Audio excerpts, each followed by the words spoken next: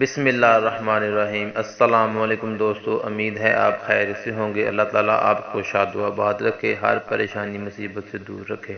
جی تو دوستو، آج کی ویڈیو میں ہم آپ کو حضرت لقمان رحمۃ اللہ علیہ کا ایک واقعہ سنانے جا رہے ہیں۔ تو ویڈیو پہ جانے سے پہلے آپ تمام دوستوں سے گزارش ہے کہ ہمارے چینل کو سبسکرائب کر لیں، ساتھ میں بیل آئیکن کو بھی کلک کریں تاکہ ہماری ہر ویڈیو کا نوٹیفیکیشن آپ کو بار وقت ملتا رہے۔ حضرت لقمان ایک شخص کے غلام ہوئے۔ وہ شخص آپ کو بیچنے کے لیے بازار لے آیا۔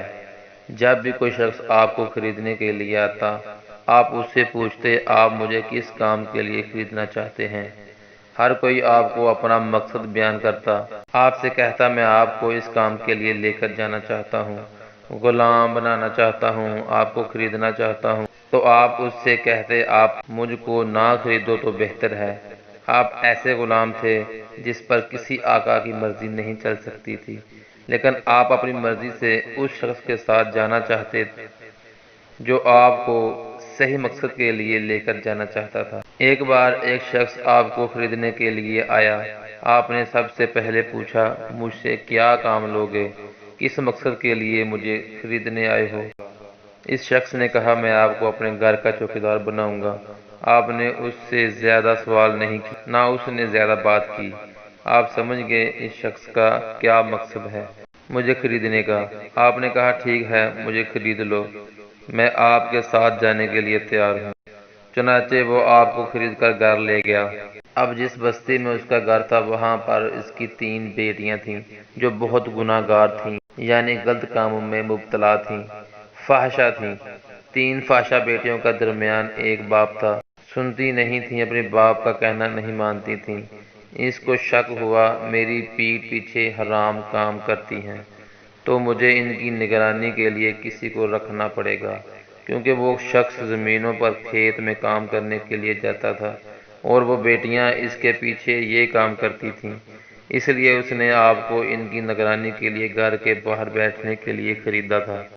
ایک دن وہ شخص جاتے ہوئے دروازہ بند کر کے آپ رحمۃ اللہ علیہ کے پاس آیا، آپ کو پاس بٹھایا اور کہا گھر میں میری بیٹیاں موجود ہیں، میں نے ضرورت کی تمام چیزیں ان کو دے رکھی ہیں، یعنی کھانے پینے کی کسی کام کے لیے باہر نہیں نکلنا پڑے گا۔ اگر وہ دروازہ کھولنے کے لیے کہیں تو ہرگز نہ کھولنا۔ یہ کہہ کر وہ چلا گیا۔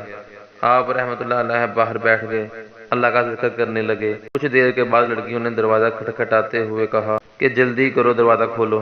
انہوں نے بہت اصرار کیا، آپ نے دروازہ نہیں کھولا۔ آخرکار لڑکیوں نے پتھر مار مار کر آپ کو زخمی کر دیا۔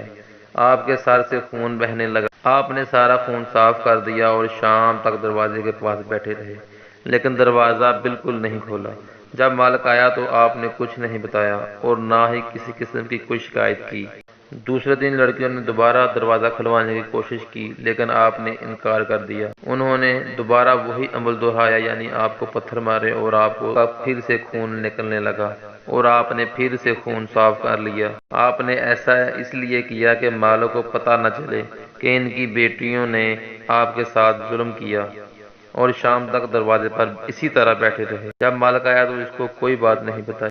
وہ روز آ کر پوچھتا کہ بیٹیاں گھر سے نکلی تھیں، تو آپ کہتے نہیں، وہ نہیں نکلی تھیں، اور نہ ہی کوئی زور زبردستی کی۔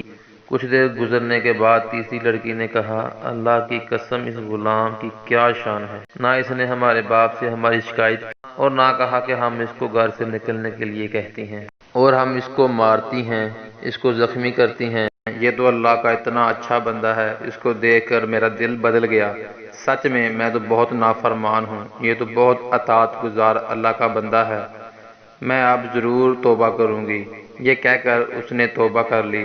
جب دوسری بہن نے دیکھا کہ میری بہن اس غلام کی وجہ سے توبہ کر رہی ہے، میری بہن کتنی اچھی ہے اور میں کتنی نافرمان ہوں، اب تک گناہوں میں مبتلا تھی، غلط کام کر رہی تھی، اب میں بھی توبہ کرتی ہوں، کیوں نہ توبہ کر کے اللہ تعالیٰ کو راضی کر لوں۔ اور یہ کہہ کر اس نے اپنے تمام گناہوں سے توبہ کر لی۔ یہ دیکھ کر پہلی بہن نے کہا میری دونوں بہنوں اور اس غلام کی کیا شان ہے، یہ کتنے اچھے ہیں۔ یہ دیکھ کر اس نے بھی گناہوں سے توبہ کر لی۔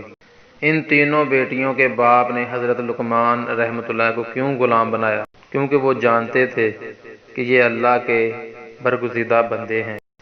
اور ایک نیک بندے کی صحبت ایک بدبودار فحشہ کو بھی نیک بنا سکتی ہے۔ صرف کچھ دنوں میں وہ لڑکیاں اتنی نیک بن گئیں۔ حضرت لقمان اور آپ کی تاریخ کے بعد نصیحتوں کا ذکر قرآن مجید میں بیان کیا گیا ہے۔ کون سی چیز تھی جو ان تینوں بہنوں کو اللہ کی طرف متوجہ کیا؟ حضرت لقمان فرماتے ہیں، میں نے اپنی زندگی میں مختلف لوگوں کا علاج کیا، مگر اس طویل عرصے میں نے دیکھا کہ انسان کے لیے سب سے بہترین دوا محبت اور عزت ہے۔ کسی نے پوچھا، ایسا کرنے سے آرام نہ ملے تو کیا کرنا چاہیے؟ آپ مسکرائے اور بولے، دعا کی مقدار بڑھا دو۔ ان تینوں بہنوں کو عزت دی۔ ان کو سب بد کردار سمجھتے تھے۔ ان کے باپ نے ان پر سختی کی، انہیں گھر میں بند کر کے چوکیدار بٹھایا، لیکن آپ نے صرف ان کو عزت دے کر ان کا چرچا نہیں کیا۔ اس طرح اللہ تعالیٰ گناہ گاروں کے دلوں کو بھی بدل دیتا ہے۔ کون انسان کیسا ہے یہ تو اللہ ہی جانتا ہے۔ آج کی ویڈیو یہیں تک تھی، اگلی ویڈیو تک کے لیے دیں اجازت۔ اللہ حافظ۔